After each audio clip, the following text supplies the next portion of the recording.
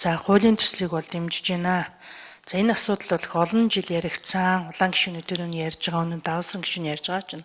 Нэгөр нь одоо улсын их хурлаар улсын төсөв хилэлцэх бүхэнд бараг их хурлын гишүүд одоо ярьдаг.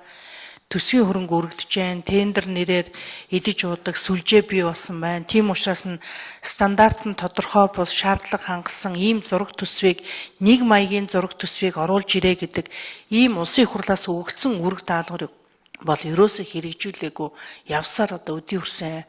Өөрөөр хэлбэл улсын хэмжээнд баригдах 640 хүүхдийн судалтай сургуулийн нэг маягийн маягийн зургийг гаргая.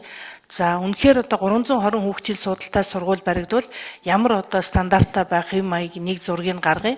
За үнэхээр тэр одоо ялгаа өртгүүд нь бол өөр байдаг нь бол дэд үтсийн шугам сүлжээ тавихаасаа шалтгаалаад өөрөөр өртөг зардал бол бас шингэдэг юм байна. Хол ойроосоо шалтгаалдаг юм байна.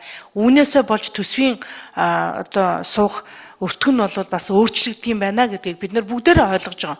За энийг тооцоод өнөөдрийг болтол нэг маягийн 640 хүүхдийн судалтай сургуулийн зураг 100-аас 150 ортой хүүхдийн цэцэрлэгийн барилга, за 50-аас 100 ортой эмнэлгийн барилгын нэг маягийн хэв маягийн зургуудыг гаргаад ингээд батлуулчаач гэдэг одоо өнөөдрийг хүртэл бол гаргаж ирдэг. За би энэ одоо стандарт шаардлагыг хангасан тодорхой стандартаа хангасан, шаардлага хангасан зураг төсвийг бол мэрэгжлийн яамдууд нь оролцож хийх ёстой гэж ойлгодог. Тэгээ энэ ажлаа бол хийдэггүй. Цаашдаа ер нь бол зайшгүй хийлгэх ёстой, хуульчлах ёстой юм шиг байгаа.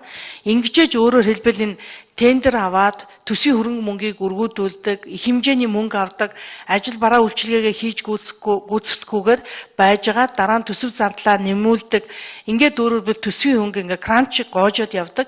Ийм үзэгдэл бол одоо хэврээл байгаа. Ер нь бол чанаргүй барилга барьчаад сургууль нь ашиглалтанд ороод жил хүрээгүй байхад сургууль нь хагдаад хичээл явах боломжгүй болж байгаа ийм тохиолдол ч одоо байсаар л байна. Жишээлбэл Баянзүрх дүүргийн 127 дугаар сургууль өнгөрсөн жил хүлээж авсан, ашиглалтанд орсон энэ үйл хүүхдүүд нь хүлдэгч хаад хичээлээ хаасан. За яасан? Халаалтанд болсонгүй ус гоожж जैन, булангууд нь одоо цам цохигдлоо, мөөгөнцөрт идэгдэж जैन. За тийм учраас сургуулийн үйл ажиллагаа явуулах боломжгүй боллоо гэд хаагдсан.